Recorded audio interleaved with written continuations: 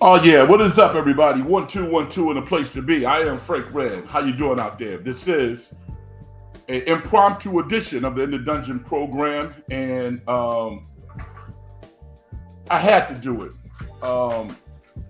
after watching the Golden State Warriors uh, scintillating victory over the Dallas Mavericks, 104-100, a game that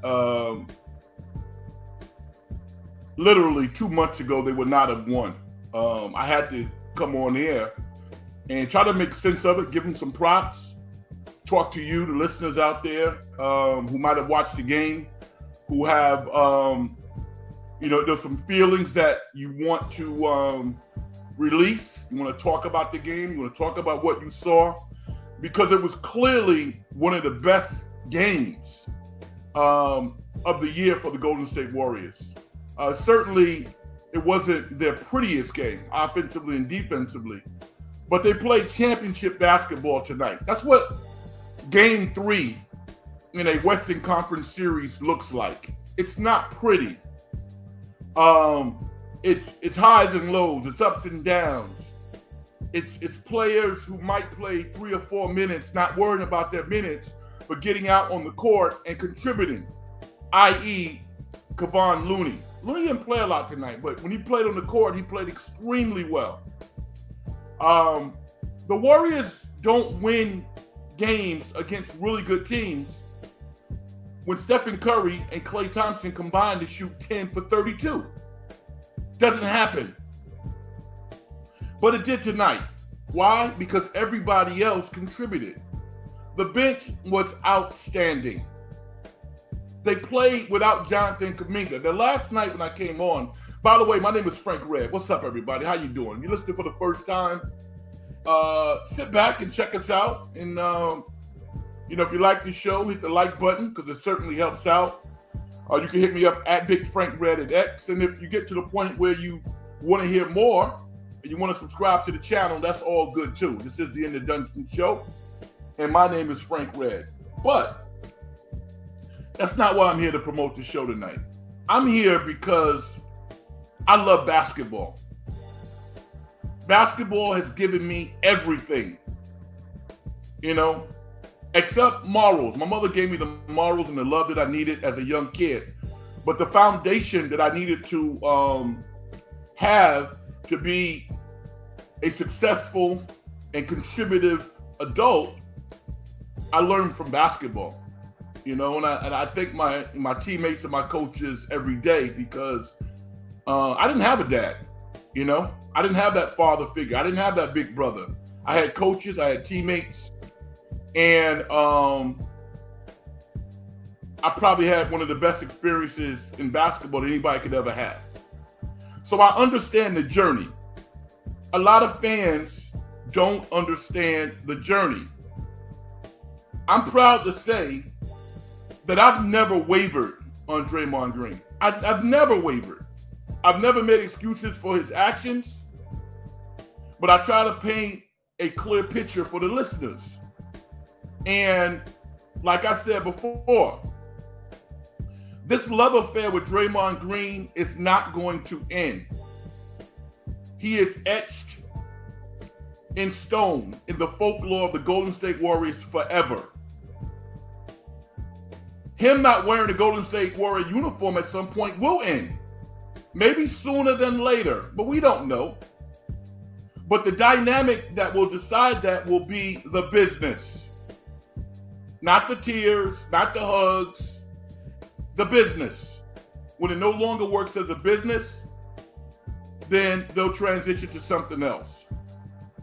But I'm able to separate Draymond the person from Draymond the basketball player, the teammate, the selfless player that he is on the basketball court, was on display once again tonight. They don't win without Draymond.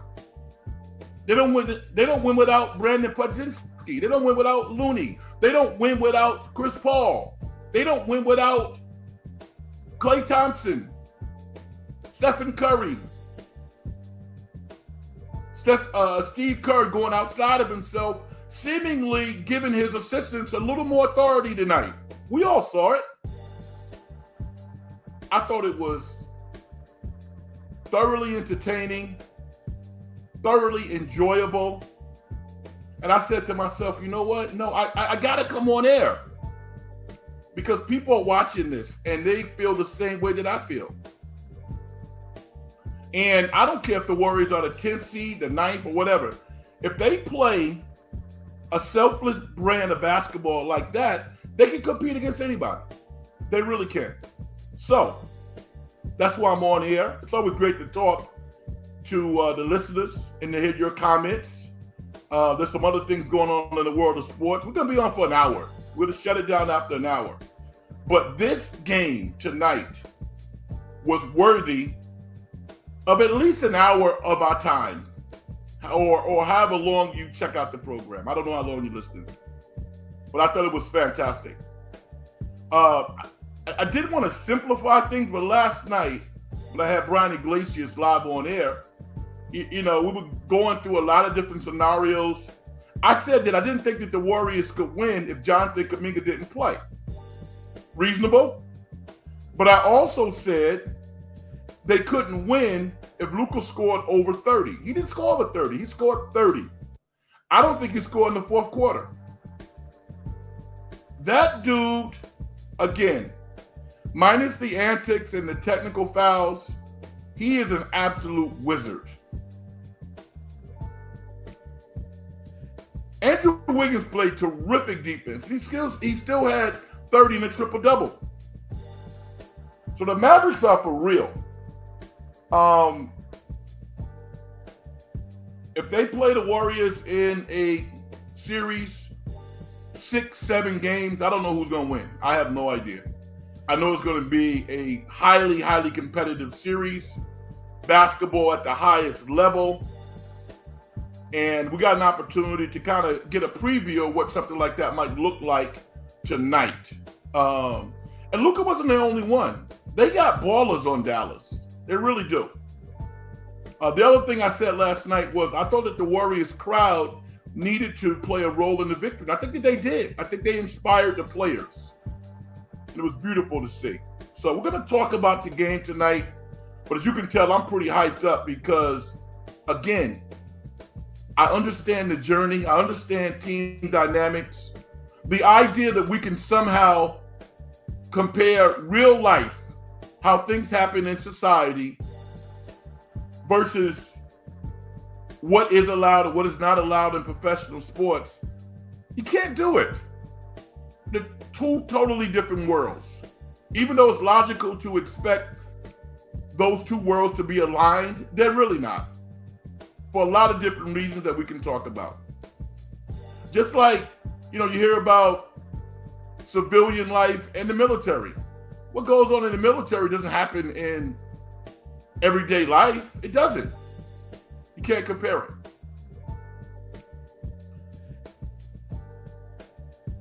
Brian Iglesias said, "What's up, Frank? What's up, brother?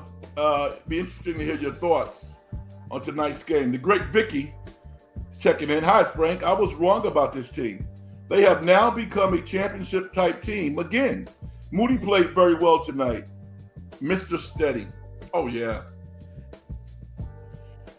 Draymond is the heart of this team. You can tell when he is not there. Yes, interesting, Vicky, listening to Chris Paul. Chris Paul, the former president of the Players Association, has taken a liking to Moses Moody because he's like, I couldn't deal with this guy. There's no way I could deal with what Moses Moody has had to deal with this year. I don't know anybody who could deal with it. I couldn't. I wasn't as mature as he was as a 21-year-old. And maybe I've never reached that level. You've all saw the high school assembly presentation of Moses Moody, right? Espousing life skills to his teammates when he was 17, 18-year-old senior. Phenomenal piece. Actually, I've only seen the clips. I haven't seen the whole thing. But gives you a glimpse of who Moses Moody is as a person. He was terrific. 4 for 6 from 3, 12 points, positive plus minus. And the thing about Moses Moody is a physical basketball player. And teams know when you're out on the court, there is a verbalist language that is communicated among the players, the referees, everybody associated with the game kind of gets the message. And a lot of times those messages are communicated via physicality. I love the fact that Moses Moody will get his nose dirty. He's one of the tough guys. And Chris Paul's one of the tough guys.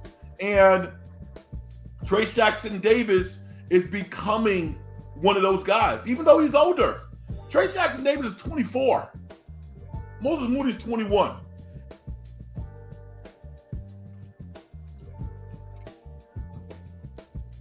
I would be remiss if I didn't talk about Brandon Podzinski. He was outstanding. Plus 17. He played his best basketball in the biggest moments. Was it pretty always? No. No, it wasn't always pretty. But homeboy played his ass off. And it's easy to see why he has a long rope and why he has ingratiated himself with his teammates and with the coaches. He just believes in himself. I think that's the number one thing you have to do to be a professional athlete. You better believe in yourself. If you don't believe in yourself, then there's no way you're going to be able to make plays when it counts. And I've been pleasantly surprised to see his ascension, but I admire his toughness. And I actually watched a video last night on his journey, starting off in Illinois as a baseball player primarily, up until he was 14 years old. And then he made the transition to basketball. But got to big him up. He was outstanding, I thought. Andrew Wiggins obviously was solid. He generally always plays well against the Dallas Mavericks for some reason. But 23 points, 12 in the third quarter, and stellar defense on Luka. And he was active on the boards as well. So this is one of the good ones. I'm interested in seeing or hearing from some of the listeners out there too. Vicky kind of alluded to it, but what do you think this means moving forward? The Warriors have a tough game on Thursday night in Houston against the Rockets, who are now essentially 4 games out of the play-in. I heard some things tonight from the network, not the network, from the local Bay Area Comcast affiliate, almost kind of like accepting that the Warriors are going to be the 10th seed. We can wipe our brows now because we're going to be the 10th seed. And I'm like, no. You got 7 games to go. Go 7-0. If the Warriors go 7-0, then, where do they wind up? They're probably not the 10th seed. So I didn't like that. And I'm sure Kerr is like, listen, we're not doing the second grade addition math thing. Our goal is to win all the games and then see what happens. I think it's a negative mentality to kind of like, okay, we're going to be the 10th seed and we're going to play this team. No. I've always said it and I'll say it again. Really good teams play to their standard. They don't play against their opponent. Never have, never will. It's why a team like the Miami Heat can go from being the 10th seed to going all the way to the NBA Finals. Because they're not playing against the opponent. They're playing against their standard. They talk about it all the time. I think the Warriors want to have that mentality. So I didn't particularly like that. It'd be interesting to get true Warrior fans to talk about, well, how far you think this team can go. I like the mix of players. I like the depth. When I get concerned with how the Warriors are playing, it's usually a lack of effort at home on defense, and the rotations at home, for whatever reason, are confusing to me. I thought Curry's rotations tonight were spot on. Now, maybe that was out of necessity. I don't know. Because Kuminga didn't play. So if Kuminga plays, does Moody play as much as he played tonight? Probably not. And that's unfortunate because he deserves to play. But Atkinson, I think Atkinson's the guy who sets the defensive schemes, which is kind of interesting to me. You know, I've known of Kenny Atkinson for a long period of time. We played in the same high school league out in Long Island. Good player, good point guard. But the Warriors' defense has been sporadic at times, to say the least. But I tell you what, their defensive rotations tonight were as good as any NBA team that I've seen this year. They were not only running to the ball, but they had high hands. And that's a little nuance that maybe sometimes, you know, the viewers don't notice. When you see guys or girls running at players in the corner or on the wings, jumping at them, that's terrible defense. Instinctively, you should know where your next move should be. And you slide, run into position with a high hand to deter the shooter. The Warriors did that at such a high level tonight, they put Dallas on their heels. Like Kyrie, that last sequence when Draymond was in the corner. Now, you expect Draymond to be great, and he was outstanding.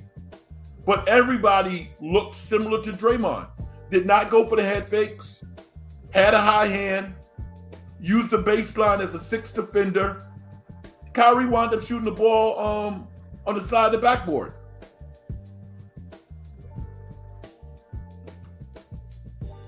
That was awesome. It really was. So you look at what the Warriors did well. The Warriors bench outscored Dallas 39-13. They got contributions for everybody who came off the bench. And I think it wasn't the most impressive, but I kept my eye on Kevon Looney. What did Looney play? Maybe 3, 4, 5 minutes tops? But those 3, 4, 5 minutes that he played, he was very impactful in the game. And I was impressed with that. Trayce Jackson-Davis is only getting better. He's actually, every game that he plays, he's building up more and more hope that this guy could be, I'm not exaggerating when I say a top 15 center next year. Why not? Why can't he average 12 and 8, 12 and 8 and 2? I think he can. You know, I think coming in as a 25-year-old next year, all the experience that he's getting this year, they're going to expect him to play really, really good basketball. It'd be interesting to see if Looney is still around. We know Sarge isn't. I always have a question about JaVale McGee. Can he still play? I mean, JaVale said that he signed with Sacramento because he thought he would get more of an opportunity. Wrong decision. I don't know if the Warriors would hold that against him, but JaVale McGee, to me, is the type of third center. If he can still play, I don't know. He's getting a little long in the tooth. But he's the type of guy who is not going to be real expensive at the same time, still might have some post presence. But I don't know. We're a long way from that point. What was most impressive to you about tonight's victory? There was so many different things. Maybe it wasn't one thing. To me, I would say the bench. 39-13, outscoring Dallas. Dallas has a good bench, and Dallas gets good production from their bench. That was not the case tonight. And this was a game they wanted to win. They really did.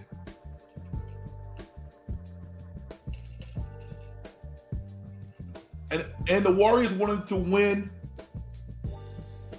even more, despite not having all of their players.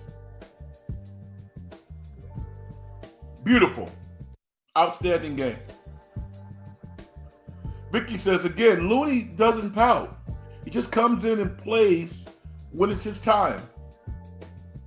Right. Vicky, you're right. And you know what that is, Vicky? It's culture. That's what it is.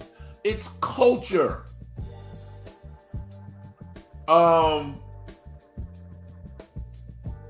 You can't fake that. You can't fake that stuff.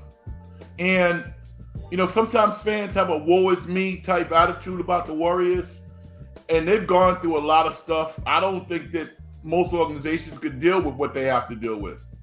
But they do have a culture, and they do rally around each other from the top to the bottom.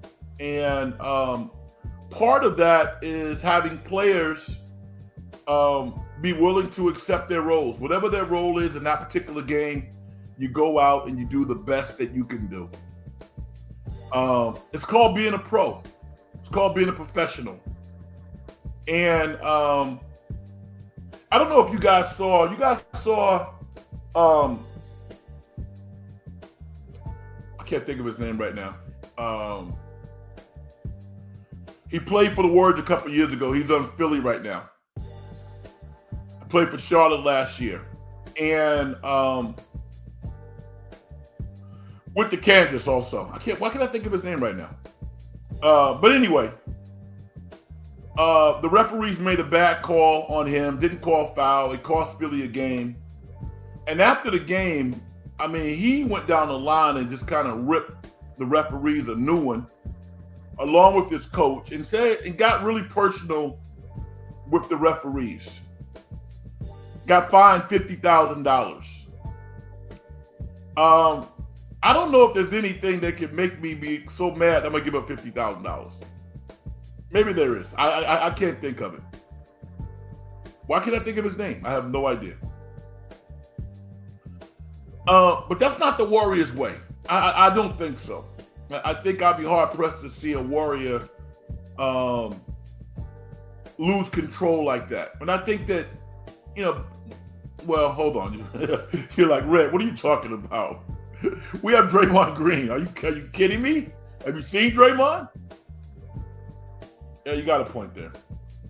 I'm not a good lit reader, all right? But I saw a couple of situations tonight. Think about that. That last foul that they called on Draymond against Kyrie was one of the worst calls of the night. And he ate it. He had no choice. They had no more challenges. But I think that there was something inside of him that said, you know what? I got to eat this. I got to take this. I know, Vicky. I was trying to build a thesis. I just started laughing because I don't know what Draymond says to referees and other players. I have no idea. I don't know. But that was personal. I don't know if Draymond would do that. I don't know. I think he might. He's almost like a physical comic. The things that Draymond does on the court are more physical than verbal, I think. Although verbally, he can get himself in trouble as well. So maybe I'm in left field. But collectively and overall, I think that the Warriors show great discipline. And I don't think that's just in terms of how they function as players. I think it's, being a good teammate and accepting some of the difficult things that the coaches put them through. Because it ain't easy. It is hard. It's hard. But the fact that these guys come out and they're ready to play at a moment's notice, pretty darn impressive.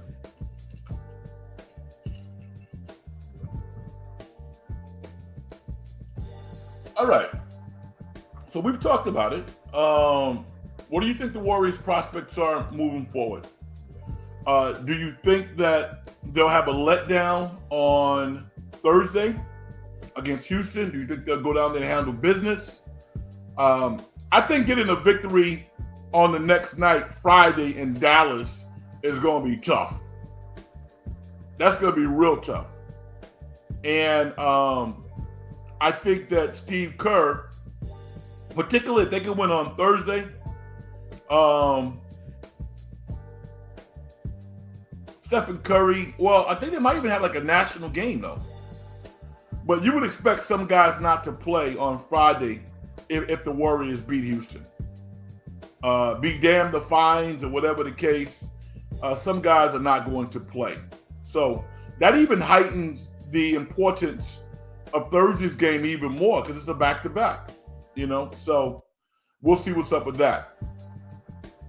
Are you concerned about Stephen Curry, 5 of 18, not really having a good game? He might have been a little fatigued because his ball handling, his decision-making was a little off tonight. I'm not too worried. I think that he's going to get a boost even because his teammates rallied around him and really held it down for him and had his back. So someone like that, I think, is going to really be fixated and focused on coming out and being the leader that he is. I think Clay was all right. Clay had 14, 6 for 14. He was fine. So I think Houston's going to follow the same formula that every other NBA team follows now when guarding Stephen Curry. You put a 6'6", 6'7" guy on him, hug him all night, expect referees not to call fouls because they generally don't. Some of the things they let defenders do to Stephen Curry is crazy compared to other players.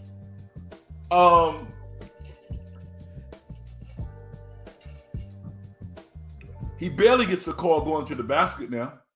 Barely. And the referees are officiating the game differently, but it's almost like they don't want to show any type of favoritism. I think it's stupid. I mean, you guys are professionals. I see Stephen Curry getting fouled at times. He doesn't get calls. Maybe because he's not elevating. I have no idea, but I'm blown away by some of the things I see. I think he should go to the line more than he actually goes. Vicky says, I think they will handle their business in Houston. It will be hard Friday. Steph is Steph. He will be fine.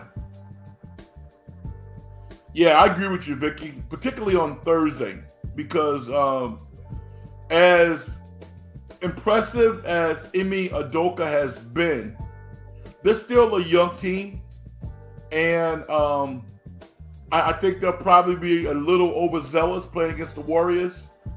But you got to expect them to play hard. They will play hard. No team that wins 10 games in a row is walking through this. So there's a reason why Jason Tatum said Ime Udoka is the best coach he ever played for. And I got to think that the owner of the Houston Rockets is very pleased with the hire of Ime Udoka, despite some of the residue that he had off of that Boston scenario. He's come in there, taking control, been the leader that they thought that he would be, and really galvanized the vets and the young players in a way that really leads to winning. So, been pretty impressed with Ime Udoka. Think about this for a second.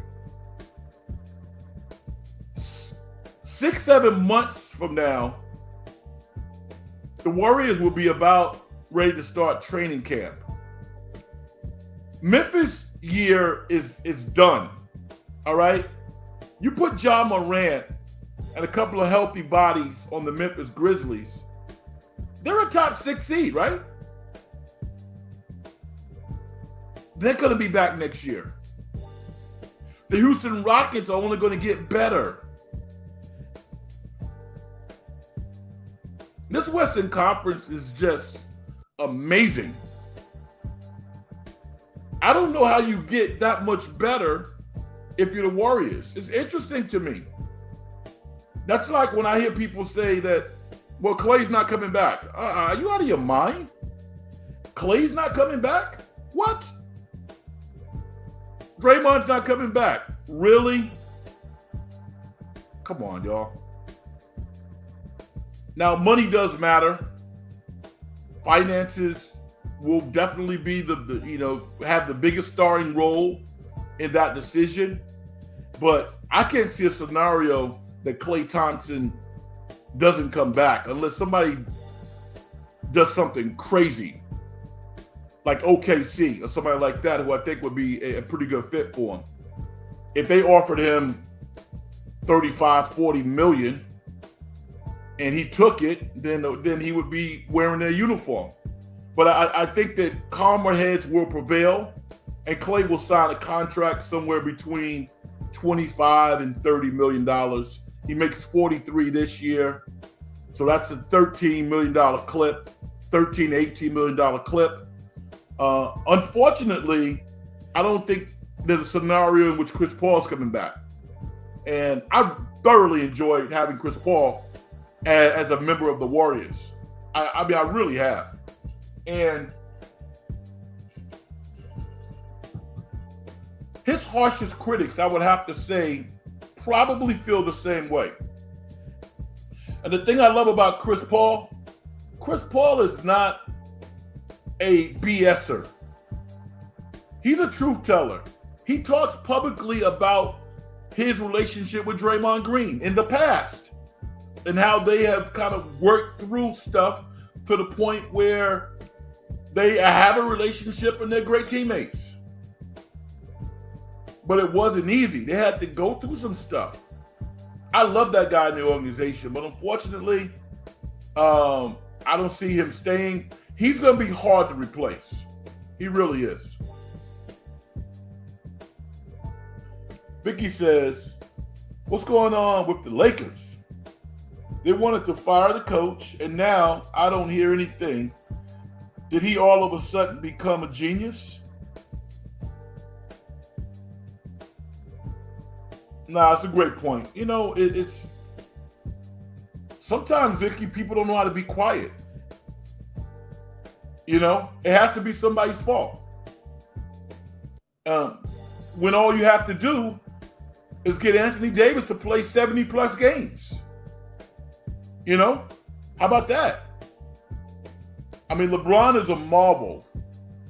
I mean, I don't think that we can create an algorithm or a formula to really speak truthfully to what this man has done and what he's doing now. It's unbelievable. But I think the key to the Lakers' overall success has been the fact that Anthony Davis has been on the court. And Darvin Ham, I don't know if he's the greatest coach in the world, but I think he's a good leader. And I think he steadied that ship pretty good, let LeBron kind of do his thing when he needed to. And the Lakers have had a very good year. One of the things that they did wrong was taking Austin Reeves out of the starting lineup. That backfired 100 times. When they put him back in the lineup and he teamed with D'Angelo Russell, they put together a 20, 25 game stretch where they played really good basketball. And that took some pressure off of LeBron. They went inside to Anthony Davis. So, you know, hey, at some point, they're going to expect Darvin Ham to do more, even though he went to the Western Conference Finals last year. Got swept by Denver, but they were in every game. But yeah, I just think that was people talking too much as opposed to getting down and working, going to work. Vicky says, I hope Chris comes back. Yeah, I do too. Can't see it happening, but I hope he does come back. All right. So we have talked for 35 minutes about the Warriors' scintillating victory over the Dallas Mavericks, 104-100. My name is Frank Red. If you're listening for the first time, it's a pleasure and an honor to have a chance to talk to you. Hit the like button if you like the show. It certainly helps get the show out there in the YouTube universe. And subscribe if you want to check the show out when we come on air. Hit me up at Big Frank Red on X as well. Now, I would be remiss if I didn't open it up to talk about the NCAA. And the most exciting Final Four is the women's. It's not the men. I'll watch them both. I'll be entertained by both. But I will be captivated by the women's Final Four. I had a moment today, by the way, and I'll share it with you. I've been watching women's basketball for decades. I can talk about women's basketball with the most rabid women's basketball fans because I follow the game. I've trained girls, coach guys. I love basketball, right?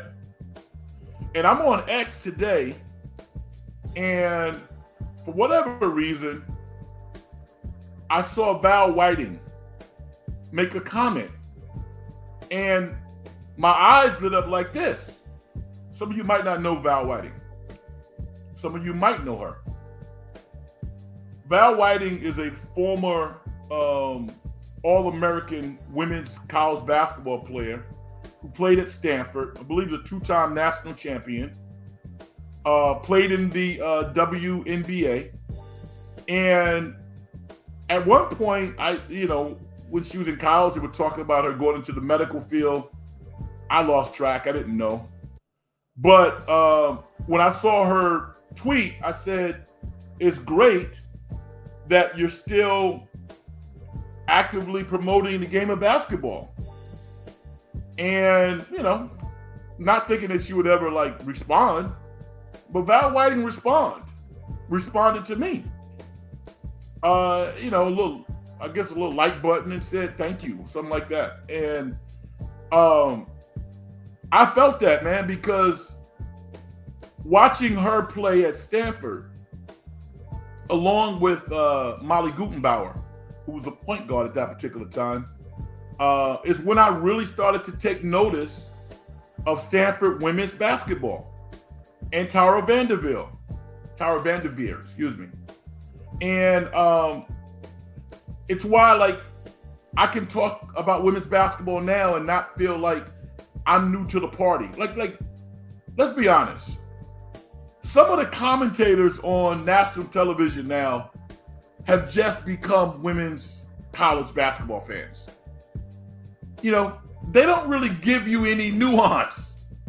They read copy, they're excited, they promote the game really well, but they don't really give you any backstories. They really don't. Some of them know the game extremely well, know the history, but a lot of them don't. I know the history. So I'm all in. I am all in on this moment in the history of women's basketball. Last night, Iowa versus LSU, 12.3 million fans tuned in. That's fantastic. The UConn-Iowa game is box office.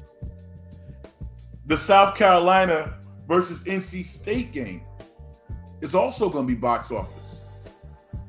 I watched NC State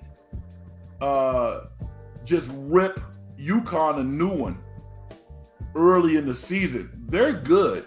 Don't sleep on them because they are really, really good. And I've always said, this is what I want to happen. I want the minimum salary for WNBA players to be at least $100,000. Now, you might say, Red, the math doesn't work. Make it work.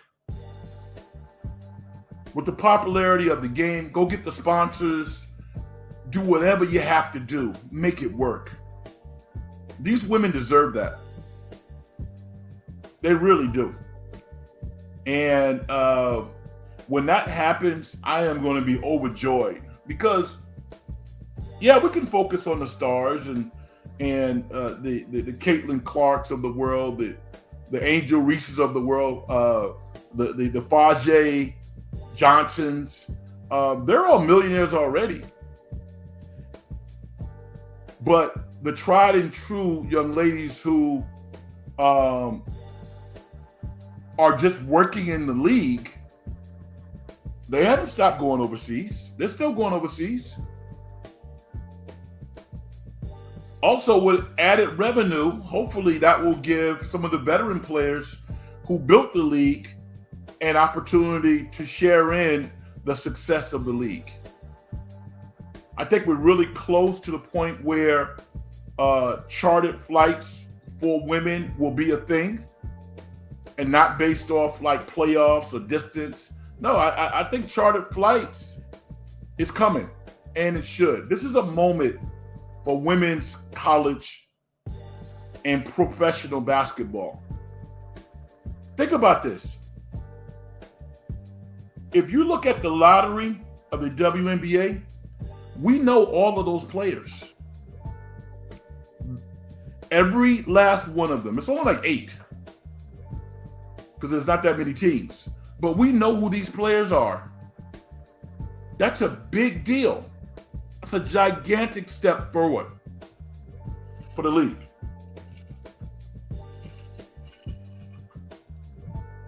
Also, not this going to happen, but the fact that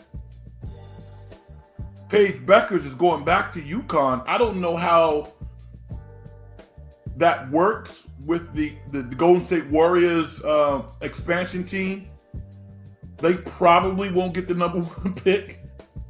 That would be too easy and too logical. But can you imagine if the Bay Area's team, their first draft pick was Paige Beckers? I love Paige Beckers. I've been following her since she was in high school. And as good as Caitlin Clark is, she doesn't have the mid-range that Paige. I think Paige's mid-range is going to translate so well to the W. Her only challenge that she has is whether or not she can stay healthy. I don't think that we're totally out of the woods yet. And the fact that she has decided to come back to UConn is a big deal. And it's a risk. But I'm glad that she's doing it. Because we'll get a chance to wrap our arms around her again next year, along with the Juju Watkins of the world, and so many other talented players in the game that will now get the light that they deserve. Vicky says, the new women's team that's playing in the Warriors Arena has sold a lot of season tickets. Okay, yeah. Yes, I'm not surprised by that, Vicky. Because basketball is really popular here in Northern California. And even beyond a professional basketball, the Bay Area produces a lot of college players, which is really how you build a fan base. You don't build a fan base by flooding arenas with highly paid tech workers and financial analysts and whomever else makes a high salary. It's good to have those folks, but that's not how you build a fan base. You build a fan base by really building a relationship with those young players who love the game. And the East Bay, the South Bay, the North Bay has consistently produced star players and just players who love basketball. There was a young lady who played in the McDonald's women's game tonight out of Mitty, who's going to go to UConn next year. So I follow it pretty closely. I don't even know who is going to be on the team. Nobody knows yet. Yeah, nobody knows yet. The team doesn't even have a name. They don't have a coach. They have a broadcaster, but they don't have a coach. So it'll be interesting. Vicky, how do you see the Final Four for the women? Who's going to win? I mean, we know the narrative that America would love, but I think South Carolina has taken enough body blows leading up to this point that I think that they're ready. Almost losing to Tennessee in the SEC, and then they were tested pretty well. I forgot. They played Oregon State, right? Oregon State was awesome. What a great team. And they're going to be in the WCC. It'll be interesting to see if their coach stays, because I got to think that his phone, Ruick, I think his name is. He doesn't have any seniors on the team. Oregon State next year is a team that's going to win 30 games. If they stay put, I mean, I would say back up the Brinks truck for those young ladies. Keep them all together. Pay them. And keep it rolling, because they're going to sell that place out.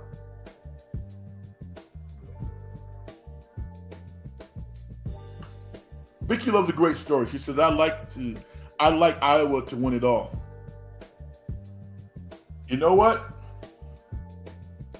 The way that Caitlin's teammates played against LSU, Martin,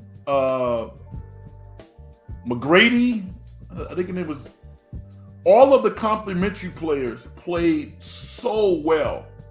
And I'm gonna stop because I don't want to I don't want to butcher the names because they deserve better. But the role players on Iowa are playing their best basketball right now. Yes, the Caitlin show, but for them to move forward, the complimentary players are going to have to continue to play well, because Kim Mulkey, hey, man, she's a Hall of Fame coach, won 4 national championships. Her defensive attack against Iowa was horrible. No team is going to allow Caitlin to do what she did against LSU, scored 41 points. West Virginia played her extremely well.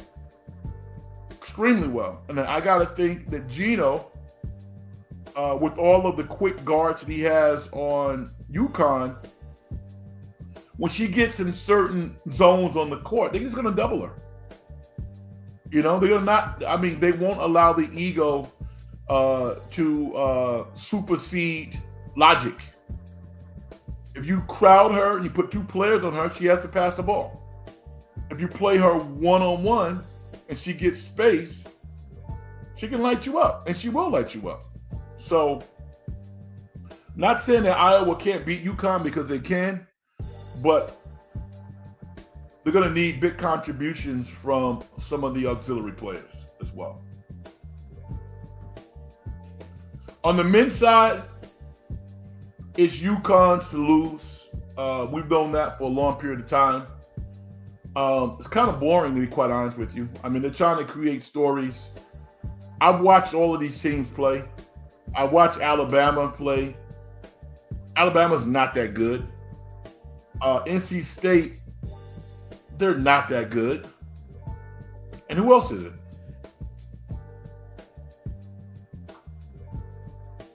Alabama, NC State, UConn. I'm missing somebody. Help me out, y'all. I don't know. UConn's going to win. Vicky says, it's like Steph is the show, but Steph needs help.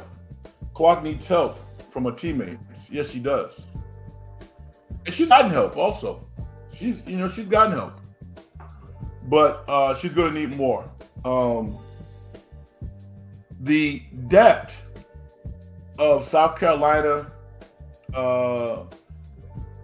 is formidable. The guard play of UConn collectively is really, really good. Paige Beckers, she's going to be the leading scorer, but she doesn't have to handle the ball all the time. Her usage rate is probably not even that high. You know, when she gets the ball, she gets to work. But her usage rate is not all that high. So, should be interesting. I think any of those teams could win. North Carolina State has James and the point guard. I can't think of the point guard's name right now. But they got a couple of WNBA players on that team also. So it wouldn't surprise me if any of the women's teams won. I expect South Carolina to win. But all of those 4 teams are capable of winning. With regards to the men, it's UConn's to lose. Who am I forgetting? UConn, North Carolina State.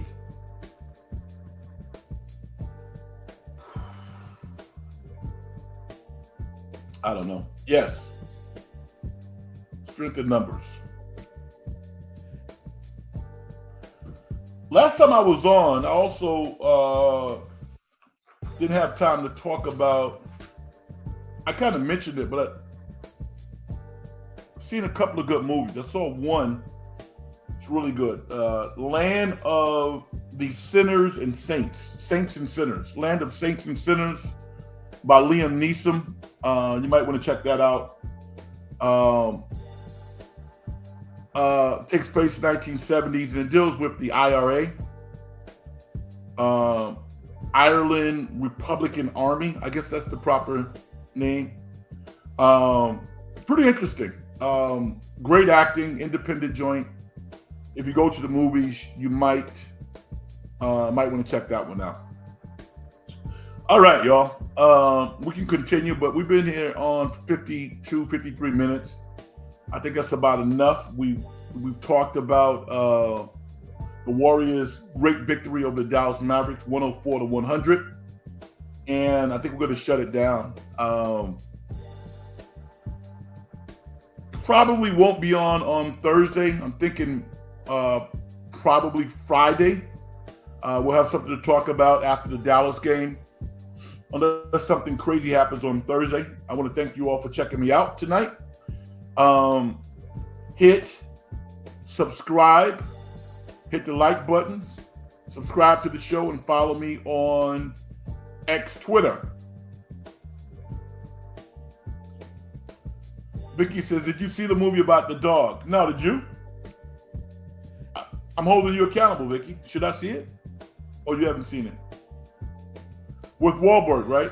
With Mark Wahlberg? It didn't look like it was like my type of joint, but I'll go off your recommendation if you've seen it. I haven't seen it. I'm interested in seeing, yes. Oh, wow. Okay, so you liked it. That's with Wahlberg, right? Okay. I got to check it out then. All right. I'm going to do my thing. I'm going to get out of here. It's a feel-good movie. I like feel-good movies. All right. Success and getting paid is a manifestation of the whole process. If you as an individual don't do things to help other people make their lives better, as far as I'm concerned, you haven't done nothing. My name is Frank Red, and I want to thank you for tuning in to the In the Dungeon show. Hit me up at Big Frank Red on X. Subscribe to the show. Hit the like button if you like what you hear so more people can hear it. And with that said, everybody be safe. Once again, big up to the Warriors. Big up to the women playing for a national championship. And everything's on display for all of us to enjoy. What's happening in the world of sports. The weather's been great. The Giants are better as well. The A's get me sick. My Knicks are playing well. And I'll talk to you guys later. Take care. Good night, everybody. Peace.